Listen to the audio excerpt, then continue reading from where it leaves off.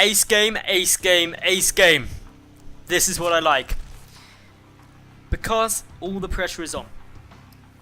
Whoever wins this map advances into the semi-finals. They guarantee themselves a minimum 75 euros of prize money. The loser walks away with nothing. Spawning to the south as the eOnZerG player.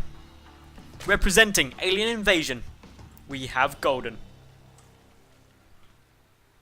His opponent to the north, the green Protoss, representing ESC, JackO. Congratulations to JackO bringing back this series to make it 1-1. It's awesome times. If he's done that, we get the ace game while we're here, and it makes us all very happy. At least it should. Waiting to see whether Golden can bring it back, or whether JackO can use the fact that he won that last game to springboard himself in confidence to take the ace and move on. The winner of this game is going to be in a semi-final up against Elza. Meanwhile, on the other side of the bracket, MMA has made it through to the semi-final, where he's going to be playing up against either Stardust or Dana. That's going to be an amazing semi-final as well. Keeping a close eye on exactly what these few are planning. Looks like Golden going to be mixing things up. He's gone hatch first. May actually go hatch pull. Hasn't been afraid to do that previously. Felt confident that he can defend it and that he can take it. Game number 1 was actually where we did go hatch pull and utilised that build up against a very scary JackO, who took a gold base for his natural and went 5 gates worth of Zeta production. Well on cue, third hatch comes down. Note the early drone scout from Golden as well, making sure that JackO wasn't going to do anything too sneaky. And that's smart, because you want to make sure that you're not getting rushed or anything if you're going for this sort of build, because hatch pull is only really viable if your opponent has gone for a gateway expand. Important thing to note is, just as we saw in game 1, JackO has again only taken the one assimilator. That means that an aggressive mass Zeta play is still possible. So it's going to be probably Golden keeping a close eye on if and when that second gas is taken, so he can appropriately time a Roach Warren to know what he's going to be up against. JackO expanding here. He's getting our Stalker, going to be trying to punish this Overlord. Interestingly, the Overlord escaping out to the right, but turning tail. Going to have to be a little bit careful here. Of course, keeping an eye out to see whether it's a Stalker or if it was a Sentry coming through. And that's actually quite a big difference. If it's 50 additional gas to get the Sentry, and gives you some insight to what your opponent might be doing. The Overlord going to be able to escape, so no losses there. And Golden, with his 3 hatches up, going to be droning fairly heavily. Should get gas in order to start speed up nice and quick, which he's doing.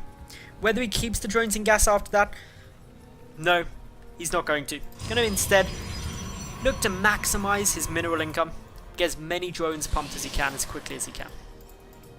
So he's still just got the 1 gas from JackO, but he's got the robotics facility down exceptionally early. Exciting to see what he's going to do with that, because it can be a lot of very different things.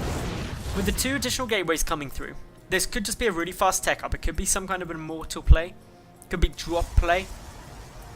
Gonna wait to see exactly what comes out of this first. It's gonna be some drop play. War Prism on its way. There's gonna be a sentry drop into the main. Force field off the ramp, most likely. And that's cool. Spore Crawlers are coming down, however, but they're not too much of a threat to the Warp Prism. They'll obviously just deposit its units here, so the sentries can get the force fields off. And the Overlord going to struggle to actually make it through here, if JackO wants to stop it. If he puts a Stalker around here, there's no way it's getting scouted easily. So JackO now moving forward with his Mothership Core, adding in some Immortals, so it may actually be a double Immortal drop, which is a really nice way to pick off some drones. Not quite as aggressive as the sentry drop into the main, but alright to put off. Golden, with his Overlord though, placed to the north of his 3rd. Going to get advanced warning of that War Prism coming through, but with a lot more gateways coming down, this is going to be a mass Zeta play. Decent number, of Zerglings here. Warp Gate Tech is not yet finished. Emergency wall-offs gonna have to come through. The Stalker goes down, but there's a gap, and that means the Zerglings come through. This is a massive problem for JackO. The fact there's a gap there means he doesn't have anything to defend with. Warp Gate Tech not being done doesn't allow any room for a fast warp-in of additional Zealots to defend this, and so probes have been slaughtered.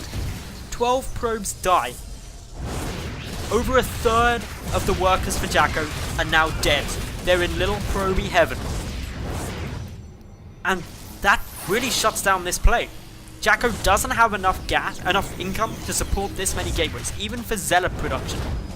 And the Zerglings are still here. They're still delaying things. A massive lead for Golden is materializing. And he's even going to run some of these Zerglings back home to tell the tale. They're going to be bounding around with glee. Second Immortal coming through though, and JackO really has to get a good counterattack through. If this game just continues with both players playing normally, problems will occur, because Golden has just got a huge lead. It's that simple. And he knows that he's got a good lead. He knows what's coming, roughly. Well, he doesn't know exactly what's coming because he didn't get into the main base, but he knows that there's a decent number of gateways down here, and that any kind of play will revolve around this third. So he's got a good number of spine crawlers. He's got roaches coming through. He's just putting up a solid defense to make sure that he cannot lose to anything flat. This is a big problem for JackO. He has to make this work, but with such a lot of resources being pumped into defenses, he's going to struggle to make it work. A couple of Zealots coming through. This is a very strong composition, but it's hitting later than JackO really would have wanted. And with so many links, so many roaches here, it is hard to make it work. Time Warp being used, the Immortal's getting some good damage down, racking up a fair few kills, specifically onto these roaches. Spine Crawlers being repositioned just to bolster the defense to the north. And we're just seeing more and more units get pumped through here. JackO frantically trying to get some kind of foothold outside the third base, but with so many units coming down here for Golden, he's just applying pressure of his own while still keeping an ample amount of forces back in order to defend. Zealots getting taken out. Zerglings coming around the back. They want to engage on those Immortals to take down the hardened shields. Quick snipe off of one Immortal. One gets lifted, but Zerglings and Roaches in the natural base. GG is called, and Golden advances forward into the semi-finals.